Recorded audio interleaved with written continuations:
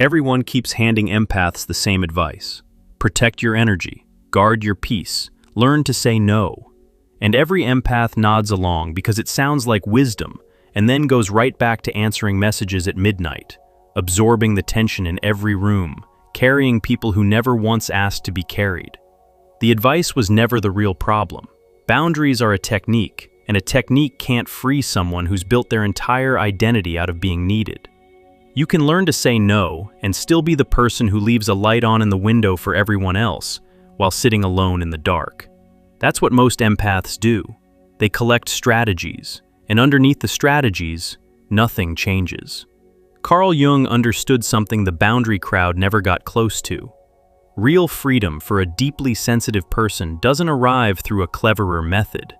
It arrives through a small number of decisions so large that they quietly reorganize an entire life around them. Jung spent years watching people try to heal others as a way of avoiding themselves. He called it the wounded healer, and he noticed that the most compulsively giving people were almost always running from something they couldn't bear to feel directly. What he saw in those people wasn't weakness, it was a survival strategy that had hardened into a personality. A child who learns to read the emotional weather of a dangerous or unpredictable home doesn't grow up into an adult who happens to be caring. They grow up into an adult who cannot stop scanning, cannot stop absorbing, cannot stop reaching for the light switch to warm up somebody else's darkness. Today, I want to walk you through the 3 decisions Jung's work points to. The 3 choices that actually free an empath, not by teaching them to protect themselves, but by dismantling the identity that made protection necessary in the first place. Each one feels, at first, like a betrayal of who you are, and each one turns out to be the moment you finally start belonging to yourself. The first decision is the decision to disappoint people on purpose, not by accident, not because you slipped up and missed a text, on purpose, with full awareness that someone is going to be let down, and choosing to let them down anyway, because the alternative is disappearing a little more each day. For most empaths, disappointment isn't just uncomfortable, it registers in the body as danger. And Jung would trace that straight back to childhood, because somewhere early on you learned that another person's displeasure wasn't a passing mood you could tolerate. It was a threat. Maybe a parent's disappointment meant withdrawal of love. Maybe it meant an explosion. Maybe it just meant a heavy, punishing silence that filled the house like smoke. Whatever it was, your nervous system filed it away as something to prevent at all costs. So you became fluent in prevention. You learned to sense a shift in someone's tone 3 sentences before they knew they were upset. You learned to adjust, soften, accommodate, offer. You became the person who feels the disappointment coming and moves to intercept it before it lands. And for a while, that made you indispensable. People love someone who never disappoints them. But here's what that costs, and Jung saw this clearly. A person who cannot tolerate disappointing others has handed the steering wheel of their life to everyone around them. Every decision runs through a single filter. Will this upset someone? Your career, your relationships, how you spend a free Saturday, whether you speak up or stay quiet. All of it gets routed through other people's comfort before it ever reaches your own desire. You're not living your life. You're managing everyone's reaction to your life. Think about someone who spent 15 years as the reliable one in their family, the one who hosts, who remembers, who shows up, who smooths things over at every holiday when the old tensions surface. Everyone calls them the glue, and the glue is exhausted, because glue exists to hold other things together, not to have a shape of its own. If they stopped, the whole thing might crack, so they never stop. And they call this love, when a lot of it is fear wearing love's clothing. The decision to disappoint people on purpose is the first crack in that pattern. It's the day you don't host, the day you say, "That doesn't work for me," and offer no explanation, no alternative, no apology to soften the blow. And you feel, physically, like something terrible is about to happen. Your chest tightens. Your mind races to fix it. Every instinct you have is screaming at you to reach out and turn the light back on for them. Jung would tell you to stay in that discomfort without acting on it, Because that feeling, that unbearable sense that you've done something wrong by simply having a limit, is the exact place where your freedom is buried. The discomfort isn't a sign you've hurt someone. It's the sound of an old survival program running into a wall for the first time. And something surprising happens when you let people be disappointed in you and don't die from it. You start to see who was actually in relationship with you and who was in relationship with your usefulness. The people who valued you will be annoyed, and they'll adjust, and they'll still love you. The people who only valued what you did for them will react as if you've committed a crime. That reaction is information you could never access while you were still performing. The performance was hiding the truth about your own relationships from you. This is why the decision has to be deliberate. If you only disappoint people by accident, you never get to watch yourself survive it on purpose. You never get to prove to your own nervous system that the danger it's been bracing against for 30 years isn't real anymore. You have to choose it, feel the terror, and let the terror pass without rescuing anyone. That's how the wiring finally starts to change. Jung believed the goal of psychological life was to become a genuine individual, a person whose center of gravity lives inside them rather than scattered across everyone they're trying to please. You cannot become that person while your deepest fear is someone else's frown. The frown has to lose its power, and it only loses its power when you walk straight into it, on purpose, and come out the other side still standing. The second decision is the decision to let yourself be misunderstood. This one cuts deeper, because for an empath, being understood isn't a preference, it's a lifeline. You've spent your whole life understanding everyone else, reading the subtext, feeling the unspoken thing under their words, giving people the most generous interpretation of their behavior. And underneath all that generosity is a quiet, aching hope that if you understand everyone well enough, deeply enough, patiently enough, someone will finally turn around and understand you back. So when you're misunderstood, it doesn't just sting. It threatens the whole arrangement. You over-explain, you clarify. You send the follow-up message that adds 3 paragraphs of context. You replay conversations at 2 in the morning, rewriting your part so the other person would have finally gotten it. You cannot rest while someone out there holds a wrong picture of you in their mind. Jung noticed this compulsion in the people he worked with, though he framed it in terms of the psyche's hunger to be witnessed. And he understood how brutal it is to sit with being seen wrongly. But he also understood something the compulsive explainer never lets themselves learn, that the constant need to correct other people's perceptions is a form of imprisonment. As long as your peace depends on being understood, you've placed your peace in the hands of every person capable of misreading you, which is everyone. Picture the moment it happens. You express something honest, a boundary, a feeling, a need, and the other person hears it completely wrong. They think you're being cold when you were being clear. They think you're angry when you were just tired. They think you're selfish when you were, for once, simply taking up a little space. And you feel the old machinery start up. The urge to explain, to prove, to lay out your reasoning until they finally nod and say, "Ah, now I get it. You're a good person after all." The decision to let yourself be misunderstood is the decision to close your mouth in that moment, to let them hold the wrong picture, to walk away from the conversation with your truth intact and their misreading uncorrected, and to survive the discomfort of being seen as someone you're not. It feels like abandoning yourself. Jung would say it's the opposite. Every time you rush to explain, you're asking the other person to be the final judge of who you are. You're saying, "Your version of me matters more than my own, so let me revise myself until it matches your comfort." The person who can be misunderstood and stay whole has stopped outsourcing their identity. They know who they are, and they no longer require a verdict from the jury. There's a specific freedom that arrives with this one, and it's hard to describe until you felt it. Imagine finally accepting that some people will never get you, not because you failed to explain, but because they're looking through their own filters, their own wounds, their own limited capacity to see. And instead of that feeling like a tragedy, it feels like the end of a war you've been fighting your entire life. You get to lay down the exhausting job of managing your own reputation inside other people's heads. The empath who makes this decision stops being available for endless clarification. They say the true thing once, cleanly, and then they let it land however it lands. If it's misread, that's the other person's work to do, not theirs.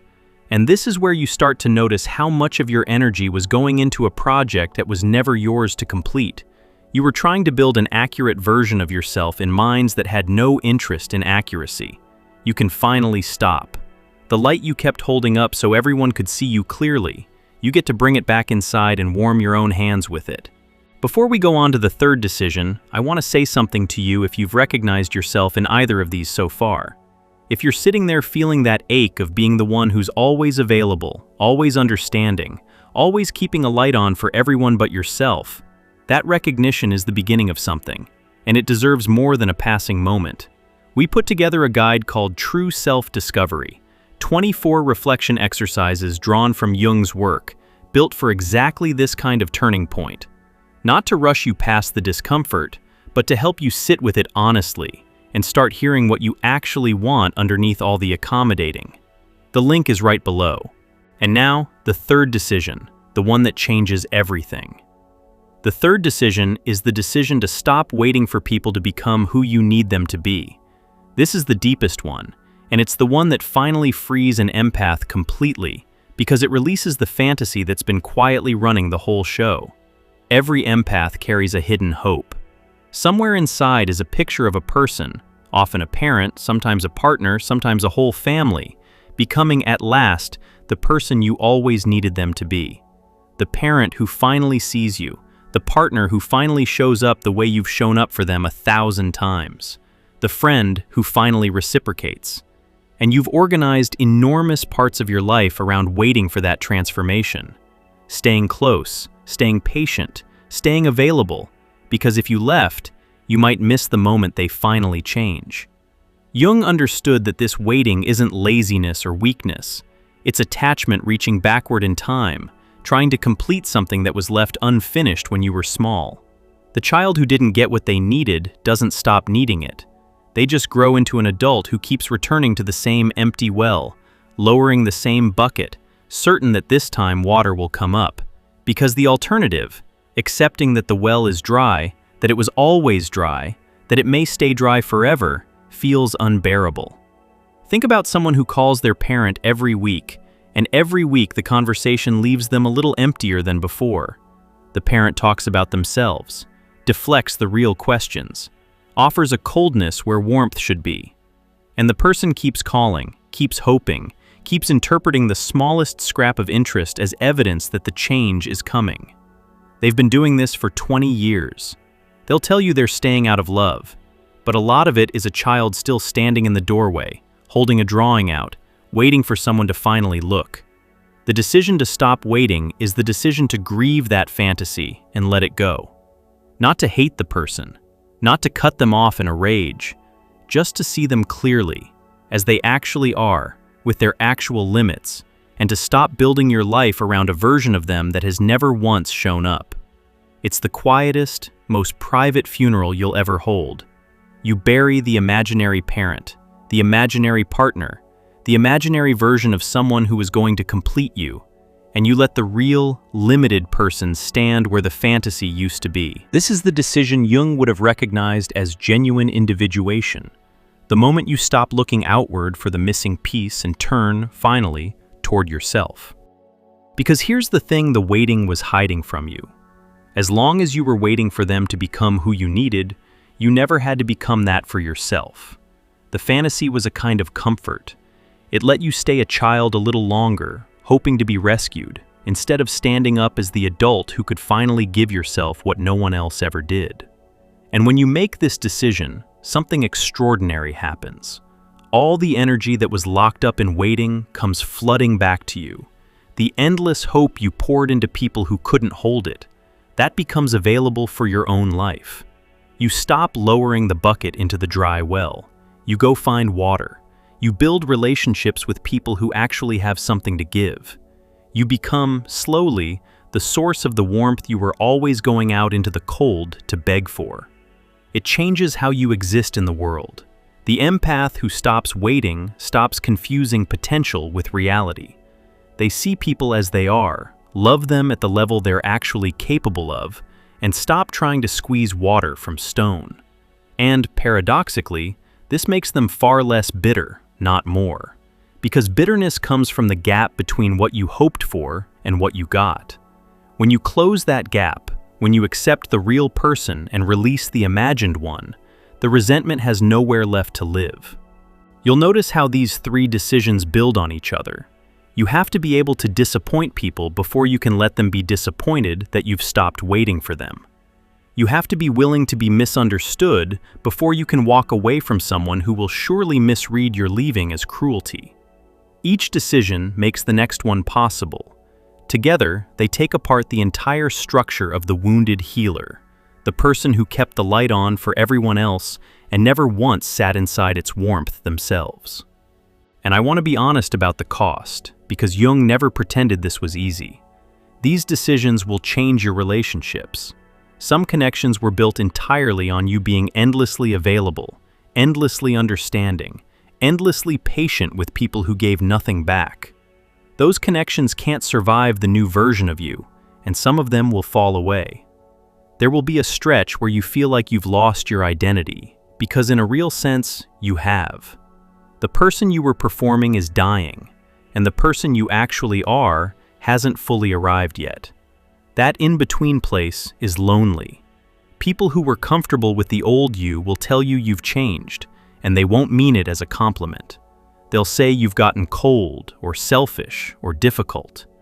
What they can't see is that you've simply stopped setting yourself on fire to keep them warm. What looks like coldness from the outside is a person finally living at their own temperature. And you'll have to tolerate their disappointment, their misunderstanding, and their disappearance, which is exactly why the first two decisions had to come first. They were training for this. But here is what waits on the other side, and it's the reason Jung believed the whole painful process was worth it.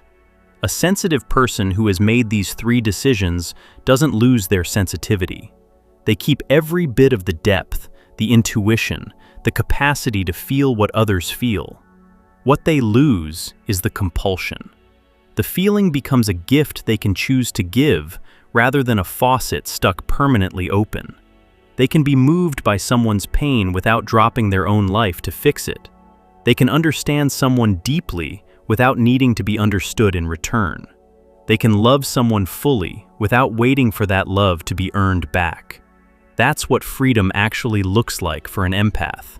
Not a wall, not a set of scripts about protecting your energy. A person whose warmth finally flows outward from a full center instead of leaking out through a wound. The light that used to burn in the window for everyone passing by, you get to decide now who it shines for, and when, and how much. And the first person it warms, every single day, is you. If you're standing at the edge of even one of these decisions right now, feeling the fear of disappointing someone, the pull to explain yourself one more time, the exhaustion of waiting for a person who is never going to change, then something in you is already moving toward this freedom. You wouldn't feel the friction if you weren't ready to cross it. Jung spent his life showing people that the moment everything feels most like loss is usually the exact moment something real is trying to begin. You don't have to make all three of these choices today. You only have to stop believing that keeping yourself small is the same thing as being kind. It never was. The kindest thing you will ever do, for yourself, and eventually for everyone who genuinely loves you, is to become a whole person instead of a helpful one. That whole person has been waiting inside you the entire time, sitting patiently in the dark, wondering when you'd finally turn the light around.